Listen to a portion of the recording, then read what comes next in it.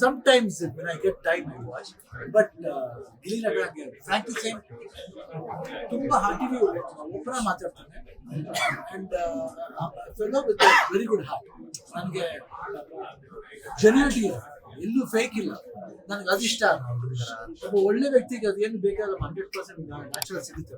ಅದಕ್ಕೆ ಒಂದು ತುಂಬಾ ಜನ ಹುಡುಕ್ಬೇಕಾಗಿತ್ತು.